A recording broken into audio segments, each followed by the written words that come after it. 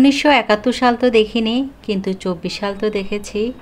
ভবিষ্যৎ প্রজন্মকে এটুকুই বলতে পারবো যে আমি রক্তের বিনিময়ে আমাদের দেশটাকে আবার দ্বিতীয়বার স্বাধীন করতে দেখেছি। সেই সময় স্বাধীনতা ছিল অন্য দেশের বিরুদ্ধে, আর এই সময় স্বাধীনতা পেয়েছি নিজের দেশের মানুষের সাথে লড়াই করে। সকল প্রশংসা আল্লাহ তাআলার। আল্লাহ চেয়েছেন দেখে আমরা আজ এই দ্বিতীয়বার স্বাধীনতা অর্জন করেছি। আজ আপনাদের সাথে অনেক সুন্দর একটি ব্লগ শেয়ার করতে যাচ্ছি। আশা করি প্রতিদিনের মতো আজকের ব্লগটা আপনাদের অনেক ভালো লাগবে। সেজন্য শুরুতে রিকোয়েস্ট করে নিচ্ছি, লাইক দিয়ে ভিডিওটি কন্টিনিউ করে যাবেন। মাত্র 380 টাকা দিয়ে আমি দারাজ থেকে এত সুন্দর একটি জিনিস নিয়েছি। দেখে হয়তো অনেকে বুঝতে পেরেছেন বা অনেকে হয়তো বুঝতে পারেননি। এই যে দেখুন, কত সুন্দর রয়্যাল একটি ছাকনি নিয়েছি গোল্ডেন কালারের মাঝে। আমি তো প্রথমে হাতে পেয়ে কিছুটা মন খারাপ ছিল, কারণ এটা একটু সাইজের ছোট ছিল, কিন্তু তারপরেও পুরোপুরি যখন হাতে নিয়েছি এবং এটি দিয়ে আমি আজ চা বানিয়েছি, তারপর থেকে এত খুশি লাগছিল এই জিনিসটা দেখে। আর এই এত সুন্দর জিনিসটি আমি এর আগে কারো থেকেই দেখিনি।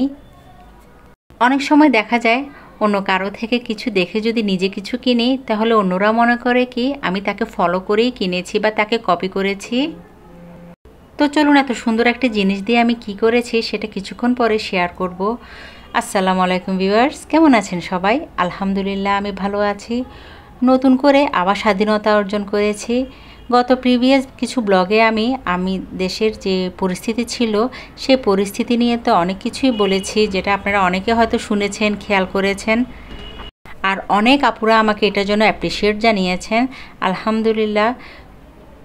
1971 সালে যেমন রক্তের বিনিময়ে স্বাধীনতা পেয়েছি, ঠিক তেমনি 2024 সালেও এই স্বাধীনতা অর্জন করেছি রক্তের বিনিময়ে।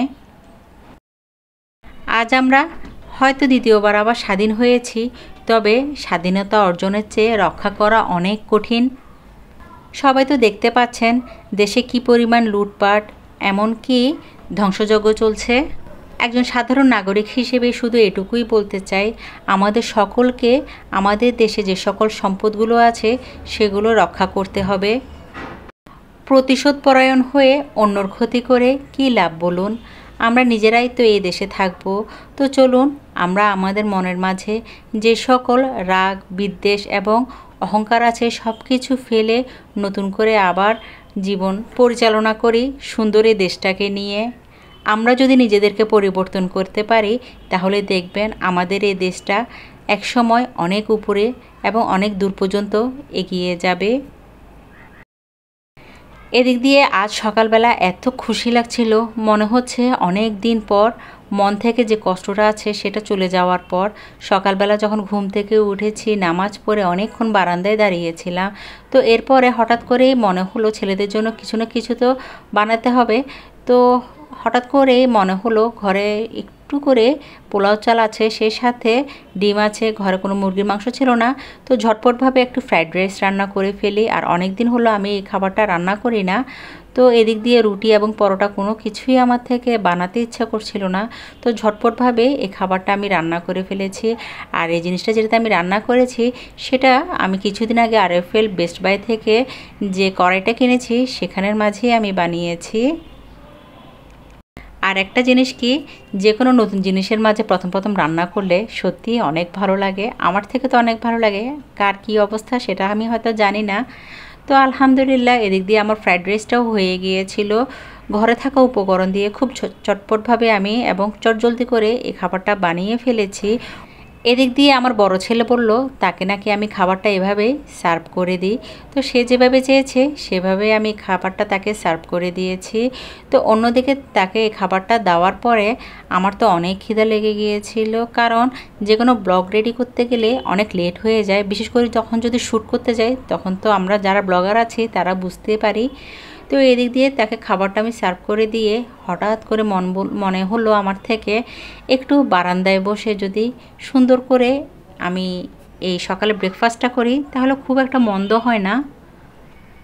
আর প্রতিদিনই সকালবেলা একটু হেলদি ব্রেকফাস্ট, স্পেশালি একটু ভারী ব্রেকফাস্ট করার চেষ্টা করি। এদিক দিয়ে যে ফ্রাইড রাইসটা আমি রান্না করেছি নিজের জন্য নিয়েছি, আর একটু আমও কেটে নিয়েছি, সে সাথে চাও বানিয়ে ফেলেছি। কারণ কিছুক্ষণ আগে তো দেখেছেন আমি একটি চায়ের ছাঁকনি নিয়েছি। তো এই ছাঁকনিটি আমার থেকে বেশ ভালো লেগেছিল, বিশেষ করে এই ডিজাইনটা আমার থেকে অনেক ভালো লেগেছে। তো ভাবছি এই চায়ের ছাঁকনিতে চা ছেঁকে আজ আমি বারান্দায় বসে এই খাবারগুলো খাবো। সেজন্য একটু সুন্দর করে চারদিকে টিউলিপ দিয়ে একটু ডেকোরেশন করে নিয়েছি দেখার সৌন্দর্যের জন্য। আর এই তো অনেকক্ষণ সময় লাগিয়ে আমার বারান্দায় যে টেবিলটা আছে সে টেবিলের মাঝে আমার সকালের ব্রেকফাস্টটা আমি রেডি করেছি। তো যা যা লাগবে সব কিছু দিয়ে সুন্দর করে অর্গানাইজ করার পরে আলহামদুলিল্লাহ আমার থেকে এত ভালো লাগছিল। চারদিকে কিন্তু তেমন একটা কোথাও কোনো আওয়াজ নেই, শুধু পাখির আওয়াজ আসছে আর কিছুক্ষণ পর পর একটু বাতাস হচ্ছিল। সেই বাতাসের মাঝে আমি যে সকালে ব্রেকফাস্টটা করে নিচ্ছি। আর অনেক ভিউয়ার্স আপুরা আমার ব্লগের মাঝে এই ধরনের স্পেশাল ডেকোরেশন করে যে কোনো কিছু খাওয়াটা বেশ পছন্দ করেন, যেটা আমি খেয়াল করেছি। সেজন্য একটু সুন্দর করে অর্গানাইজ করে আমি সকালবেলা ব্রেকফাস্টটা করে নিব।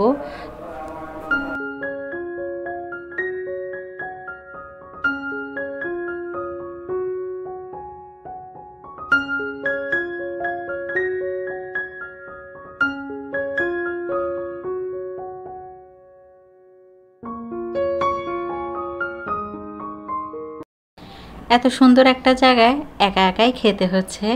আমি চেয়েছি আমার হাজব্যান্ডকে নিয়ে খেতে, কিন্তু সে একটু শাই ফিল করে, তাই তাকে রেখে নিজেই একা একা খেয়ে নিব। তো আলহামদুলিল্লাহ সুন্দর করে ডেকোরেশন করার পরে এখন হলো খাওয়া দাওয়ার পালা।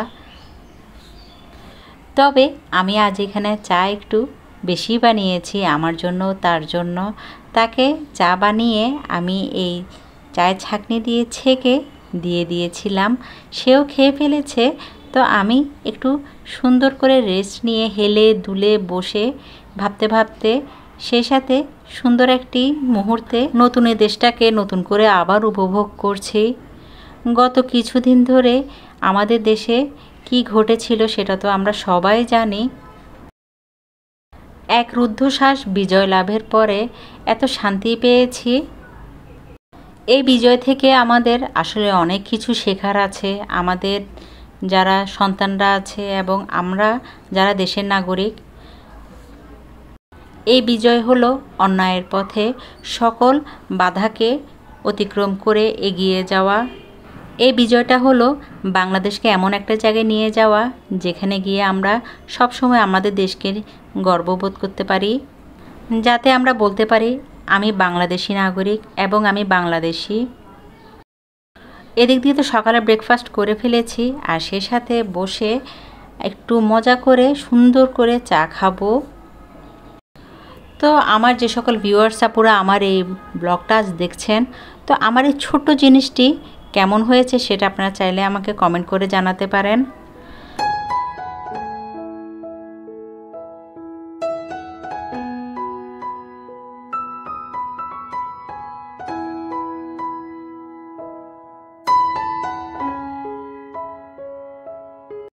তো এখন ঘর সংসারের অনেক কাজ বাকি আছে। তো এদিক দিয়ে আমি টুকিটাকি অনেক কিছু কাজ করেছি, করে এখন আজ অনেক দিন পরে ভাবছি নতুন করে আমার বিছানার যে চাদরটা আছে সেটা আবার চেঞ্জ করি। প্রতি সপ্তাহে একবার করে আমি আমার এই বিছানার চাদরটা চেঞ্জ করি।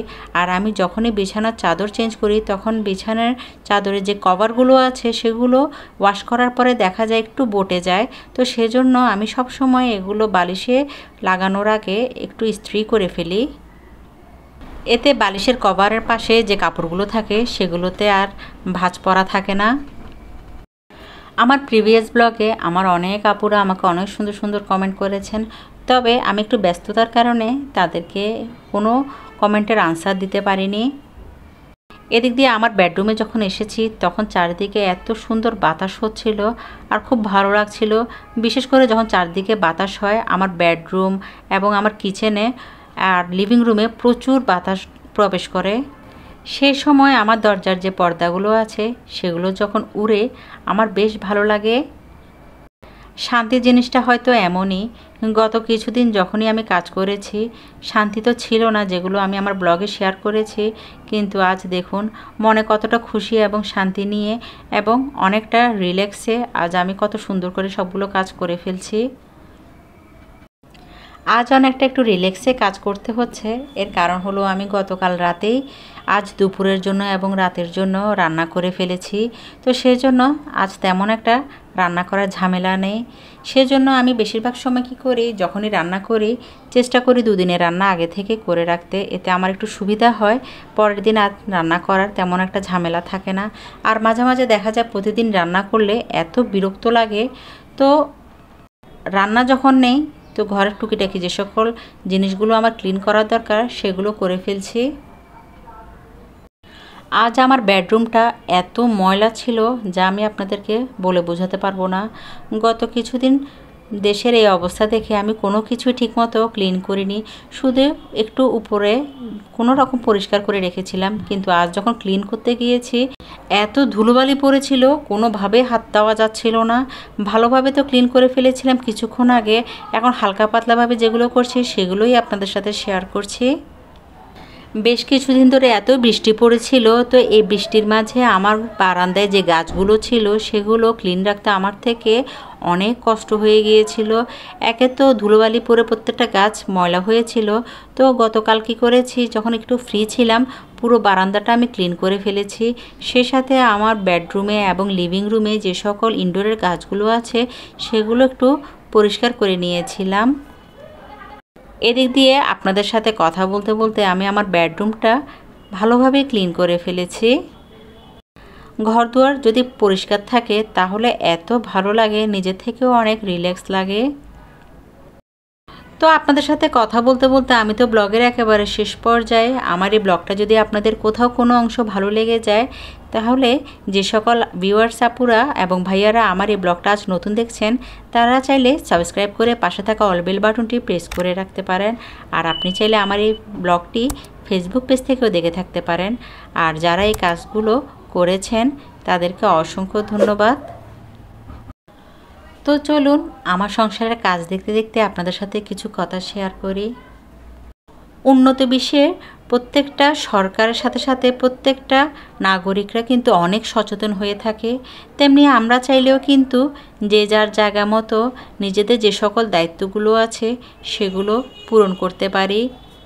উন্নত বিশ্বে এত উন্নত হওয়ার কারণ হলো সবাই একতাবদ্ধ হয়ে তাদের দেশটাকে তারা সুন্দর করে পরিপাটি করে যেমন সুন্দর করে পরিচালনা করছে, তেমনি আমরা চাইলেও আমাদের এই বাংলাদেশটাকে সৌন্দর্য এবং নিজেদের সততা এবং নিষ্ঠা দিয়ে আমাদের এই দেশটাকে নতুন করে আবার গড়ে তুলি।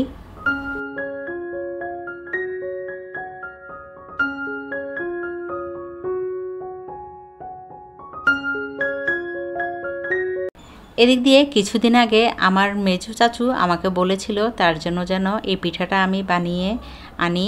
তো আমি আর আমার ফুফাতো ননস মিলে এই পিঠাটি বানিয়েছি। এই পিঠাটাকে অনেকে ছান্না পিঠা বা গোল্লা পিঠা বলে। আর এই মজাদার পিঠাটি বানাতে যেমন সহজ, খুব তাড়াতাড়ি করে এটি হয়ে যায়। তো তাড়াতাড়ি করে এটি খামির বানিয়ে ভালোভাবে মথে নিয়ে এই পিঠাটা বানিয়ে নিচ্ছি। এই পিঠাটা আমার থেকে বানাতে এত সহজ লাগে, আর এই জিনিসটি বানিয়েছে আমার ফুফাতো ননস আর আমি বানিয়েছি এটি। তো এই মজাদার পিঠাগুলো বানিয়ে আমি চুলার উপরে ভাপে দিয়ে দিব। আর এই পিঠাটি হতে হতে আমার ব্লগটাই একেবারে আমি শেষ পর্যায়ে চলে এসেছি। তো এই মজাদার পিঠাটি কে কে পছন্দ করেন সেটা চাইলে আপনারা আমাকে কমেন্ট করে জানাতে পারেন। তো আবার বলছি, যদি লাইক দিতে ভুলে যান প্লিজ একটি লাইক দিয়ে যাবেন আমার এই ভিডিওটিতে। আর আমার এই ব্লগে যদি কোথাও কোনো অংশ ভুল হয়ে থাকে আশা করি সেগুলো ক্ষমা সুন্দর দৃষ্টিতে দেখে যাবেন। তো আজ এখানে রাখছি, দেখা হবে নেক্সট ব্লগে। ততক্ষণ পর্যন্ত সবাই ভালো থাকবেন, সুস্থ থাকবেন, আমার জন্য দোয়া করবেন। আর আপনারা যে যার জায়গায় ভালো থাকার চেষ্টা করবেন। সকলের সুস্থতা কামনা করে আজকের ব্লগটা এখানে শেষ করছি। আল্লাহ হাফিজ, আসসালামু আলাইকুম।